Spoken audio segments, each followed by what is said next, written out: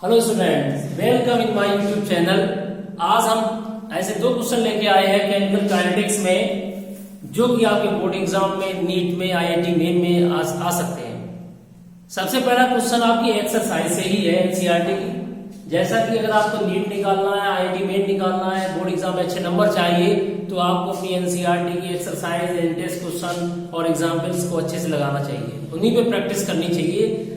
मतलब आप अगर उनकी प्रैक्टिस करते हैं तो आप definitely you can crack this type exam such as IIT main and NEET.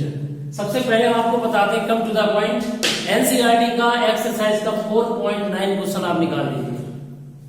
आप क्या करिए, सबसे पहले बुक निकालिए, उसमें 4.9 एक्सरसाइज का क्वेश्चन निकालिए और उसमें क्वेश्चन में क्या लिखा मैं आपको बताता हूं। ये 12th क्लास में केमिकल काइनेटिक्स है। A reaction is first order in ए।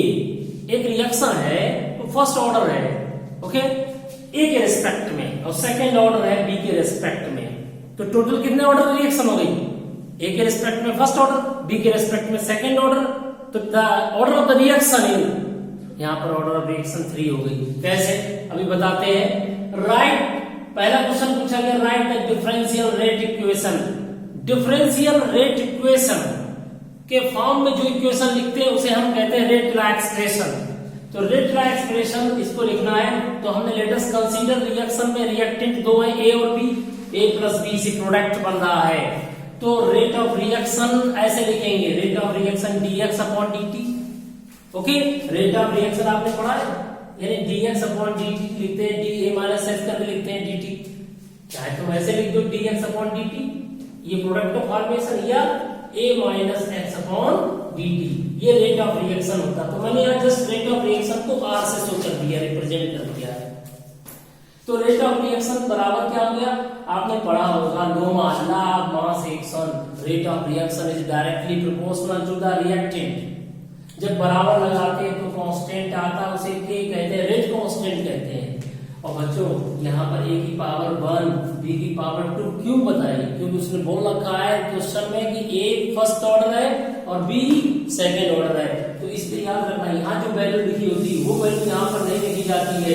यहाँ पर हम वो वैल्यू लिखेंगे जो ऑर्डर ऑफ रिएक्शन को डिफाइन करता है।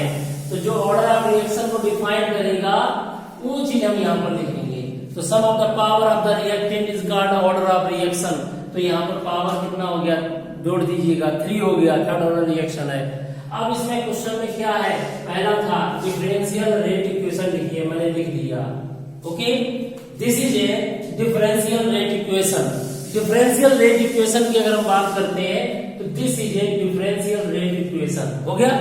अब दूसरा क्वेश्चन है, how is the rate affected on increasing the concentration of B 3 times. क्या होता है जब हम 3 टाइम्स क्या करते हैं, 3 टाइम्स बी कंसंट्रेशन को क्या करते हैं। जब हमारा, देखो एक हमारा ए है, एक हमारा बी है, बी का कंसंट्रेशन 3 गुना कर दिया गया। 3 गुना का मतलब हो गया जाके 3 टाइम्स कर दिया गया। तो 3 टाइम्स कर दीजिए। हमने बी की जगह क्या लिख दिया, 3 लिख दिया। कहां पर लिखा, रेट लॉ एक्सप्रेशन में लिख दिया 3 टाइम्स। जब हमने 3 टाइम्स लिख दिया यहाँ पर, तो आप देखिए ए लिखा है, 3b कर दिया और स्क्वायर करो, 3 का स्क्वायर 9 होता है। और बेटा ये चीज जो है पहले वाले रेट ऑफ रिएक्शन के बराबर है, r के बराबर है। तो नया जो रेट ऑफ रिएक्शन आएगा वो पहले वाले रेट ऑफ रिएक्शन से 9 टाइम्स आएगा। ओके, तो पहला आंसर आ गया। दूसरा क्वेश्चन है, how is the rate affected when the concentration of both A and B are doubled. देखो बच्चों, ए रिएक्टेंट और बी रिएक्टेंट दोनों का कंसंट्रेशन डबल कर दिया गया। क्या कर दिया गया, डबल कर दिया गया।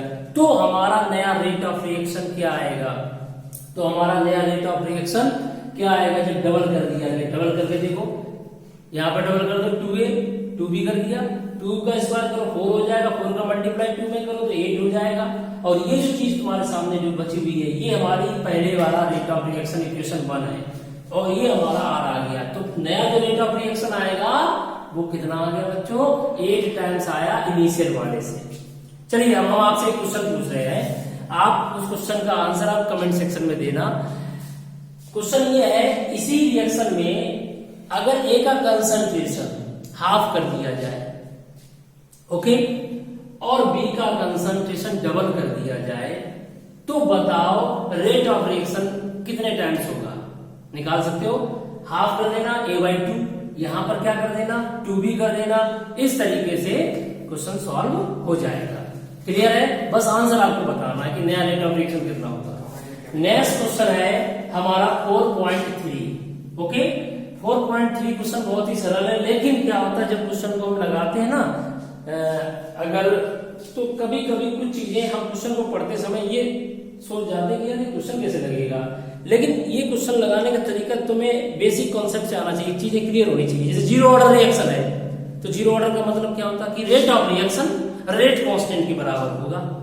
Rate of reaction rate constant के बराबर होगा क्योंकि जीरो ऑर्डर है, क्योंकि जितना रेट कांस्टेंट होगा किसी कंसंट्रेशन की पावर जीरो कर दोगे तो बनाएगा। तो जीरो ऑर्डर में ये बात ध्यान रखना। और जीरो ऑर्डर में देखिए अभी क्या था, एनसीईआरटी बुक में लिखा था mole inverse litre second inverse, तो हमें पता था कि जीरो ऑर्डर में रेट कांस्टेंट का कंसंट्रेशन अपॉन टाइम होता है तो मोल पर लीटर और सेकंड इनवर्स, तो ये वहां मिस्टेक थी, इसको पकड़ के आप सही कर दिया। समझ आ गया? तो इन चीजों पर भी विशेष ध्यान दीजिए आप लोग। तो अब यहाँ पर क्या करना है कि डिकम्पोजिशन ऑफ अमोनिया। अब आप इस क्वेश्चन को ध्यान से समझ लीजिए। पहले आप क्वेश्चन नंबर 4.3 निकाल लीजिए एनसीईआरटी का। बच्चों इस क्वेश्चन में ध्यान समझना, decomposition of ammonia on platinum surface. Platinum की सरफेस, प्लेटिनम जानते हो क्या होता है? प्लेटिनम एक कैटलिस्ट है, आपको पता है। पानी बनाना हो, पानी वाटर, तो हाइड्रोजन गैस ऑक्सीजन गैस को प्लेटिनम की सरफेस पे डालिएगा, you will get water droplets. पानी की कमी हो जाए तो पानी इस तरीके से बनाया जाता है, हाइड्रोजन गैस ऑक्सीजन गैस का सिलेंडर लीजिए, प्लेटिनम सरफेस पे गैस डालिए, तो कहीं न कहीं एक सुटेबल एक रिक्वायरमेंट कंडीशन में क्या प्लेटिनम पानी की वेपर्स बनेंगे। इसका मतलब हाइड्रोजन ऑक्सीजन रिएक्ट करेंगे, नॉर्मली नहीं करते, in the presence of catalyst करते हैं। सेम चीज जब आप सरफेस केमिस्ट्री पढ़ेंगे तो ये छोटी छोटी बातें कैटलिस्ट की प्रेजेंस में जो भी रिएक्शन होती है वो सब चीजें आपकी सरफेस केमिस्ट्री में आएंगी, क्योंकि कैटलिस्ट की सरफेस पर चीजें जाके एब्जॉर्ब होती, this is called surface phenomena. उसी तरीके से ये रिएक्शन, ये क्वेश्चन तो कर रहे हैं हम लोग, साथ में दूसरी चीज भी सीख रहे हैं, हम सरफेस केमिस्ट्री सीख रहे हैं। क्या सीखे सरफेस केमिस्ट्री में? कैटलिस्ट। पता कौन है ये? Platinum positive catalyst. क्या कर रहा है? डिकम्पोजिशन का रेट ऑफ रिएक्शन बढ़ा रहा है।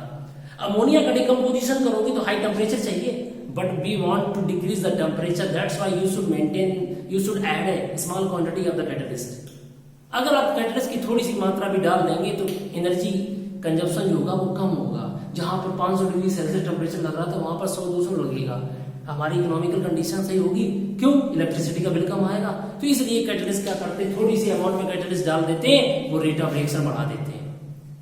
जैसे आपका पेट खराब हो जाए तो क्या करेंगे, हमारे शरीर के एंजाइम्स काम नहीं करते हैं, हमारी बायोकेमिकल रिएक्शन कम होने लगती है, एंजाइम की सरफेस पर बहुत सारी कवरिंग हो जाती है। तो एंजाइम को एक्टिवेट करने के लिए हम क्या खाएंगे, हमें कोएंजाइम चाहिए, और कोएंजाइम्स होते हैं मिनरल्स और विटामिन्स। इसीलिए जब भी आप देखना किसी डॉक्टर के पास जाइए, अगर आपके पेट में प्रॉब्लम है तो आपको क्या कोएंजाइम्स चाहिए। कोएंजाइम्स कौन होते हैं? मिनरल्स जानते हो, मिनरल्स जानते हो, सोडियम पोटेशियम मैग्नीशियम जो भी है, और साथ में विटामिन चाहिए। समझ आ गया? तो आप क्या कर सकते हो, उनको लेने के बाद वो एंजाइम एक्टिवेट हो जाते हैं। इसी तरीके से यहाँ पर जो तुम्हारा प्लेटिनम है वो प्लेटिनम एक पॉजिटिव कैटलिस्ट है, और पॉजिटिव कैटलिस्ट की प्रेजेंस में गर्म करते हैं अमोनिया का डिकम्पोजिशन हो जाता है। अमोनिया डिकम्पोज होती है तो नाइट्रोजन गैस और हाइड्रोजन गैस बनती है, बन गई हाइड्रोजन गैस। अब आप बताइए, इसमें क्वेश्चन पूछा गया production of N2 and hydrogen, nitrogen gas का प्रोडक्शन का रेट और हाइड्रोजन गैस के प्रोडक्शन का रेट निकालना है। ओके, रेट निकालना है तो रेट ऑफ रिएक्शन निकालनी है with respect to nitrogen and hydrogen. Nitrogen बन रही है, हाइड्रोजन बन रही है, तो दोनों के फॉर्मेशन निकालना है। तो बच्चों क्या करेंगे, पहले तो हम रेट लॉ एक्सप्रेशन लिखेंगे, और रेट लॉ एक्सप्रेशन में क्या होता है, देखिए this is a rate law expression. इसमें जो चीज आगे लिखी होती है स्टोइचियोमेट्रिक कोएफिशिएंट को अपॉन में आ जाता है। ये डिकम्पोज हो रहा है तो इसका रेट ऑफ रिएक्शन में इसका कंसंट्रेशन घटेगा तो माइनस लगा देंगे। आगे क्या होगा, नाइट्रोजन का बन रहा है तो पॉजिटिव साइन आ गया, हाँ यहाँ वन है तो 1/1, यहाँ 3 है तो 1/3 रहेगा। लेकिन ये सब के सब चीजें कहलाएंगे क्या, रेट ऑफ रिएक्शन। अब समझिए, ये है rate of disappearance of ammonia, this is rate of formation of nitrogen, rate of formation of hydrogen. बच्चों रेट ऑफ रिएक्शन, अब मैं आपको बताता हूं कि रेट ऑफ एक्सप्रेशन एक और तरीके से लिखा जा सकता है। रेट ऑफ रिएक्शन बराबर rate constant into concentration of reactant की पावर 0। मैंने 0 क्यों लिखी, मैंने यहाँ पर 2 क्यों नहीं लिखा, ये 0 ऑर्डर रिएक्शन है, बोल रहा है lady. According to the question, the statement is a zero order reaction. Then you can mention the power is 0. Okay? तो यहाँ पर क्या हो जाएगा, रेट ऑफ रिएक्शन बराबर के इंटू, यहाँ पर क्या हो जाएगा, के बराबर रेट कांस्टेंट। देखिए रेट ऑफ रिएक्शन किसके बराबर हो गया, रेट कांस्टेंट के बराबर हो गया। अब यहाँ पर रेट कांस्टेंट आ गया। अब रेट कांस्टेंट कितना है बच्चों, ये दिया गया रेट कांस्टेंट। अब ये हमारा कंसंट्रेशन पावर 0 है तो 1 हो जाएगा, तो rate of reaction rate constant के बराबर होगा। आप लोग बताइए कि rate of reaction rate constant के बराबर कब होता है, 0 ऑर्डर में, ये ध्यान रखिएगा। तो के की वैल्यू जो थी वो रेट ऑफ रिएक्शन के बराबर हो गई। अब यहाँ पे देखिए हमें निकालना क्या है, rate of formation of nitrogen, तो यही चीज हमारी रेट ऑफ रिएक्शन के बराबर हो जाएगी, और रेट ऑफ रिएक्शन का मतलब रेट कांस्टेंट के बराबर हो गई। ओके, इसी तरीके से हमें निकालना rate of formation of hydrogen, तो ये पूरी चीज देखेंगे ये रेट ऑफ रिएक्शन है, ये बराबर है रेट कांस्टेंट की। ओके, तो यहाँ से 3 का मल्टीप्लाई कर देंगे, इस तरीके से आप निकाल लेंगे rate of formation of hydrogen. Okay, तो बच्चों इस तरीके से आप लोगों ने आज पढ़ा केमिकल काइनेटिक्स के 2 बहुत इंपॉर्टेंट क्वेश्चंस, इनको समझ लीजिए ध्यान से, कोई प्रॉब्लम हो तो कमेंट्स करिएगा। हेलो, आप लोग इस तरीके से ये प्रॉब्लम्स सॉल्व कर लेंगे, और यदि वीडियो अच्छा लगा हो तो आप लोग प्लीज लाइक करिए, शेयर करिए, सब्सक्राइब करिए। Thank you very much.